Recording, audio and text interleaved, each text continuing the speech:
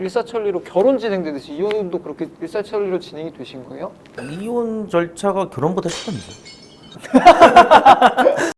네, 안녕하십니까. 법무법인심의 심규덕 변호사입니다. 오늘은 오랜만에 돌싱들의 쉼터 시간을 준비해봤어요. 그래서 항상 그랬던 것처럼 저랑 비슷한 상처? 상처라고 얘기는 좀 그렇고 비슷한 경험을 공유하고 있는 돌싱분을 모셔보고 그분이랑 이런저런 얘기를 하는 시간을 가져보겠습니다. 요즘 저랑 가장 친하고 저랑 가장 힘든 얘기를 많이 하고 있는 형님을 제가 모셨는데요. 직업은 사업가예요. 그래서 BMP 시스템의 주성화 팀장님을 모셔봤습니다. 안녕하세요. 저는 심규덕 변호사랑 같은 가정 파탄의 경험이 있는 주성화라고 합니다. 가정 파탄의 경험이라 그러니까 뭔가 되게 무겁게 느껴지는데 저희는 파탄에 대해서 얘기를 하려고 그러는 건 아니고요. 그냥 그렇죠. 어쩌다가 이 꼴이 됐는지 그러니까 그 결국 똑같은 얘기긴 한데 그리고 어떻게 자유를 만끽하고 있는지가 주된 내용이에요. 이혼을 하려면 결혼을 해야 되잖아요.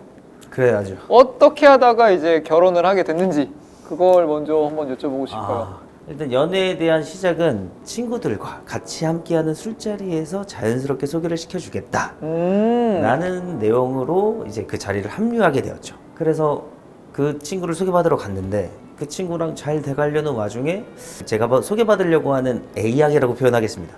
A양이랑 되게 친한 거예요. 베프 정도로. 이제 저는 이 친구한테 순수한 마음으로 친해지고 싶다 라는 말을 했어요. 근데 그 친해지고 싶다는 저한텐 A랑 잘 되게 잘 도와줄 수 있는 친해짐을 원했던 건데 그게 호감을 사게 됐고 그러면서 이제 시작이 됐는데 그럼 정리를 해서 말씀드리자면 원래는 A라는 사람을 소개받으러 갔는데 B랑 눈이 맞은 거네요.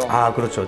우리가 항상 영화에서 보면은 항상 계획하지 않았던 사람이랑 이렇게 되는 건데 굉장히 로맨틱하게 시작을 했는데 결국 결혼을 하신 거잖아요. 그렇죠. 성격 차이 이런 것보다도 실제로 맞춰가려는 의지가 없었어요. 연애 관계를 정리를 하려고 했는데 나는 나고 너는 넌데 왜 맞춰가야 돼?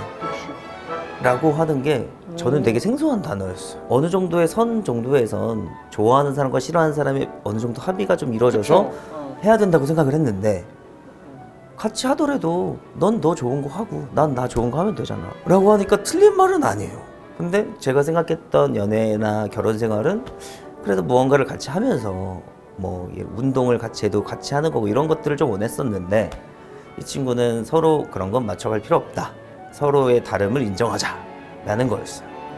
근데 너 궁금해. 저는 어쩌다 결혼 얘기를 하려고 했는데 지금 계속 이혼 사유처럼 얘기를 하니까 그래서 헤어지자고 했는데 헤어지자고 그날 했다. 이제 곱창과 소주를 사오면서 내가 이제 너가 맞춰가자는 게 어떤 느낌인지 알겠다. 헤어져 보니 그래서 소주를 한 잔 이제 둘이 먹기 시작했어. 그 곱창과 순대 곱창 야채 볶음 아시죠? 네. 그거랑 술을 한 잔 먹기 시작했는데 그날 아기가 생긴 거야. 술을 먹었더니 아기가 생겼어요. 와, 그래서 쌍둥이가 생겨서 순대랑 곱창이라고 부를 정도로 정말 그때 저희한테 큰 축복으로 다가왔는데 그러면서 정말 급하게 결혼을 준비를 하고 임신 사실을 알기 전까지 서로 되게 노력을 하는 중이었기 때문에 너무 사이가 좋았던 거야. 다시 만났는데 그 와중에 서로 노력도 하고 있어. 너무 좋아. 근데 그 와중에 임신도 했어. 이거 빨리 결혼해야겠다 싶었죠. 짧게 요약을 하자면 결국에는 이제 안 맞아서 헤어지다가 그렇죠. 애매한 관계가 있다가 애가 생겨서 급속도로 가까이 생겨서 이제 돼서 결혼을 했다. 그렇죠.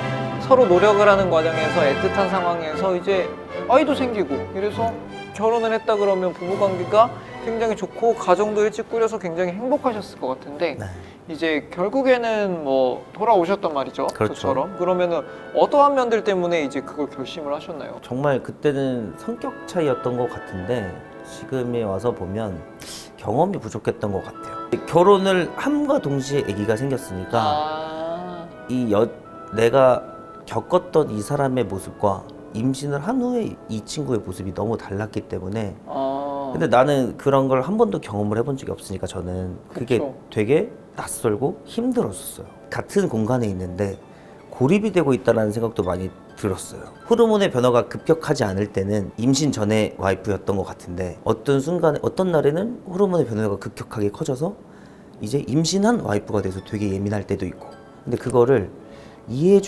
지금은 이해해줄 수 있는데 그때는 제가 너무 처음이었고 너무 힘들었던 것 같아요. 난 사실 그런 것 같아요. 뭐 다시 결혼을 한다고 해서 행복하게 살 거라는 보장은 없겠지만 적어도 비슷한 실수는 덜 하지 않을까? 그쵸. 이런 생각이 있는데 형님은 결혼도 처음인 상황에서 이제 임신한 누군가와 함께 있는 것도 처음인데 처음 마주하는 상황들이 많고 그렇죠. 그러면 저라도 혼란스러울 것 같은데 이제 그런 상황들이 이제 잦은 다툼이나 뭐 그렇죠. 이런 것들을 불렀다는 거죠. 맞습니다. 제가 생각했던 결혼 생활이라고 하면 서로 다름을 알고 고쳐 나가고 서로 인정하는 단계까지가 필요한 것 같은데 뭐 혹은 어떤 부분에서 서로 포기하는 부분들도 생겨야 이제 서로 좀 이제 가정이 잘 이루어져서 나가는 것 같은데 그 단계를 너무 한 번에 겪다 보니까 서로의 혼란이 너무 컸었던 것 같아요. 사실 이 부분까지 가버리면 저도 안 경험해 본 거니까 네. 물론 사건으로 접할 때는 있지만 결혼 생활이 힘들고 불행한 거랑 이혼을 결심한 거는 또 하나의 스텝이 더 있죠. 나가는 거잖아요. 안 되겠다, 돌아가야겠다라고 생각한 그런 포인트는 어떤 점이 있었나요? 또한 큰 계기의 다툼이 된 게 한 2번 정도 있었어요. 근데 지금 생각해 봐도 그때 생각도 큰 잘못은 혹은 뭐 잘못한 사람이 없을 수도 있을 것 같아요. 사람이 중점적으로 듣게 되는 단어들이 있잖아요. 뭐 예를 그쵸. 들어서 뭐 못 박는 단어들이 있지. 그쵸. 근데 뭐 저한테는 그게 이제 이혼이라는 단어를 들었을 때 되게 크게 왔었는데 이혼이라는 단어가 처음 나왔을 때 되게 많은 이제 생각이 들게 되더라고요. 한 번은 싸웠을 때 나오는 소리니 여자들이 워낙 또 산 후에 호르몬 변화가 크다고 하니 이해를 해주려고 노력을 했던 것 같아요. 그때 싸움의 봉합의 과정은. 근데 또 살다 보니까 또 큰 싸움이 한 번 더 나게 되었고 그때도 이혼이라는 단어가 들었을 때 그때는 제가 욱하는 게 나왔던 것 같아요. 그래서 이혼 그래 하자 하고 서류 갖다 줄게 내일 이렇게 시작을 했던 것 같아요.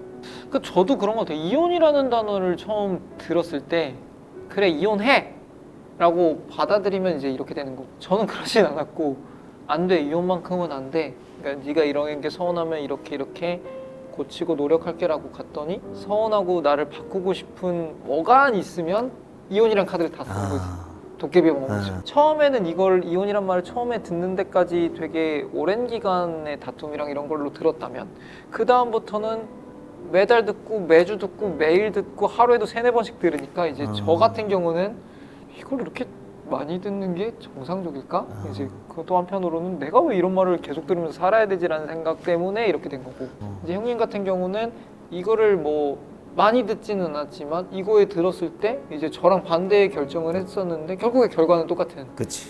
일사천리로 결혼 진행되듯이 이혼도 그렇게 일사천리로 진행이 되신 거예요? 이혼 절차가 결혼보다 쉽던데. 근데 너무 좀 뭐 이혼에 대한 경험이 더 있으면 안 되겠지만 어느 정도 합의가 이루어지면 그 다음에 법적 절차는 생각보다 빨랐던 것 같아요. 지나고 나서 왜냐면은 보면. 서로 거기 이혼에 대한 다툼이 없으니까 그쵸. 한 명은 못하겠다 이런 게 아니니까 그쵸. 저는 좀 지질하게 늘어졌던 건 뭐냐면 애초에 사실혼 관계니까 딱 끊는 점은 없는 거야. 이미 별거를 하고 있어. 그리고 심지어 뭐 한쪽에서는 이혼 왔다고도 얘기하고 잘 결혼한 적 없다고도 얘기를 하는데 나는 이게 뭐지? 왜냐면 나 혼자 살고 있는 신혼집에는 이 사람의 물건도 있고 종종 장인어른 장모님이랑 연락도 하고 죄송합니다 이런 말도 하고 뭐지? 이런 얘기를 하고 이제 회사 같은 데서 뭐 얘기도 안 하고 있고 이러니까 그 저는 데드라인을 정했거든요. 이때까지가 아니면 짐은 다 버릴 거고 뭐도 안 할 거고 이때까지 너가 결정을 해라 했는데 이제 그 데드라인 지나서 이제 저는 이혼했다는 걸 받아들인 건데 뭐 어떻게 보면은 사실혼이 그래서 해소가 더 쉬워 보이겠지만 그런 면에서 좀 애매한 시간이 긴 것 같아요. 근데 이제 형님 같은 경우는 서로 이렇게 해서 뜻이 맞아서 추진하듯이 이게 법적인 거는 뚝딱뚝딱 해결하고 그러니까 제가 형님 일하는 거나 뭐 이런 것들 옆에서 봤을 때 그것도 잘했을 것 같아. 그냥 뚝딱뚝딱 일사천리로 하셨을 것 같은데 그러고 나서의 이제 삶이 있잖아요. 근데 저는 그 한두 달이 되게 혼란스럽고 무섭고 외롭고 힘들었던 것 같은 게 이 사람에 대한 그리움 같은 건 애초에 별로 없었지만 내가 앞으로 어떻게 살아야 되는지는 되게 내가 앞으로 새로운 사람을 만날 수 있을까? 그리고 이성이 아니어도 이혼한 나라는 거를 사람들이 어떻게 바라볼까? 회사 생활은 어떻게 해야 될까? 부모님은 어떠실까? 이런 생각들을 계속 고민을 하면서 되게 무섭게 한 달 정도를 살았던 것 같아요. 억지로. 내가 알기로 형님 좀 달랐을 것 같은데. 가족에 대한 의미가 바뀌었던 계기였었다 보니까 부모님에 대한 생각이 많이 바뀌었던 것 같아요. 오히려 정말 내가 받아왔던 그 많은 것들이 내가 해줘 보니까 값진 것들이었다는 거를 알게 돼서, 근데 이제 별거 기간 동안 저는 이제 전 와이프는 신혼집에 있고 이제 뭐 부모님 댁에 가게 됐는데 행복한 거예요. 정말 뭐 한 10몇 년 만에 돌아가 보니까 가족이란 건 정말 어떠한 일련의 사건으로 인해서 떨어질 수 없는 존재라고 항상 받아들이면서 살아왔잖아요. 본인도 그렇죠. 어머님 아버님은 그랬을 거고 저도 그런데, 그걸 잊고 살다가 가족이라는 걸 만들고 뭐 내 손으로 없애고 다시 이쪽으로 왔는데, 정말 없앨래야 없앨 수 없는 가족의 관계가 있고 없애려면 없앨 수 있는 가족의 관계가 되게 다르구나라는 걸 많이 느꼈어요. 심리학적으로는 원가족 그런 말을 쓰더라고요. 원래 있었던 가족이랑 이제 내가 새롭게 만든 가족인데, 저는 새롭게 만든 가족에 더 충실하려고 노력을 많이 했던 거고, 원가족도 사실은 그걸 원하잖아. 아이러니는 있는 거지. 내가 최선을 다하는 가족은 마치 모래서줌을 지는 것처럼 점점 내가 노력을 할수록 없어져 가고, 거꾸로 원가족은 내가 이거에 최선을 다하면서 소홀해할수록 소중해지고 막 이런 시간들이 있었죠. 저도. 근데 부모님이랑의 시간도 이제 유한한 거니까 여기에 좀 더 충실해야겠다라는 생각도 많이 하고, 그리고 이제 새 가정을 이룬다면 좀 용화가 될 수 있는 사람과 해야겠다. 앞으로. 왜냐면은 한 번도 우리 쪽 행사에는 참여하지를 못했어요. 저도 비슷한 경험이 있는데 뭐 골프가 큰 흥미는 없었는데, 전 장인 장모는 꽤 골프에 이제 막 흥미를 느끼실 때여서 뭐 스크린도 정말 자주 갔고, 그리고 뭐 일주일에 한 번에서 2주에 한 번 정도는 가서 술도 한 잔씩 술 드시는 걸, 약주하시는 거 좋아하셔서 뭐 맛있는 거 있으면 쌈물 같은 거 올려서 같이 술도 먹고 그랬는데, 저도 잘하려고 노력을 했었는데 뭐 노력 혹은 뭐 제가 즐거워서 했었던 것 같기도 한데, 그게 상대적으로 우리 부모님이 뭐 챙김을 못 받고 있다, 뭐 아니면 대접을 못 받고 있다, 뭐 이런 생각이 드는 어떤 그 찰나의 순간부터 내가 이걸 왜 해야 되지라는 생각이 저도 들었었어요. 그래서 이제 이혼을 해서 잃은 게 있다면은 내 가정이고, 그렇죠. 얻은 게 있다면 잊고 지냈던 원가족이고, 그쵸. 이럴 수 있는데, 사실은 저랑은 다른 게, 저는 파탄난 가정은 돌아볼 필요도 없는 거야. 근데 형님은 애초에 결혼한 계기도 이제 저랑 달랐기 때문에 형한테는 파탄난 가정이, 아이한테는 원가족이잖아요. 그래서 저랑은 다른 고민들이 있었을 것 같아요. 정말 많은 고민들이 사실 지금도 있어요. 이제 원가족이라고 하는 걸 소중함을 이번에 계기를 통해서 느끼게 됐는데, 그 원가족을 지켜주지 못하는 거에 대한 미안함이 제일 크고, 딸한테 줄다리기를 하는 것 같아요, 양쪽에서. 이 친구에 대한, 원가족에 대한 이제 행복도 알려주고 싶은데, 지금 나의 삶도 되게 소중하다고 느껴지는 이 양쪽 줄다리기 어느 사이에서 항상 시간을 할애하고 있는 것 같아요. 가볍지 않은 얘기를 하다가 제가 갑자기 이런 얘기를 해서 그런데, 제가 형님을 모신 이유는 특이해서기도 해요. 그러니까 저도 많은 돌싱들을 만들어 가고 있고, 그렇죠. 나도 돌싱이 됐고, 그리고 한편으로는 많은 한부모 가정을 만드는 거에 대한, 근데 그때 이제 양육권, 양육비, 그리고 나아가서는 면접 교섭 이런 거에 대한 다툼들을 막 해결을 하면서 다양한 일들을 봤는데, 형님의 생활을 보면서 이제 면접 교섭을 하는 것까지는 뭐 그럴 수 있는데, 그래도 전 형수님이랑 사이좋게 아이를 보고 같이 놀러도 가고 사진도 찍는 걸 보면서, 이 형은 돌싱인 거야, 아니면 돌아왔다가 돌아간 거야, 뭐 그런 생각들을 많이 하거든요. 그게 가능했던 게, 나의 안위가 좋아야 양육비도 계속 받을 수 있잖아요. 그러니까 그쵸. 네. 서로 엄청 친해졌어요. 오히려 같이 만나서 술 한 잔씩 하거든요.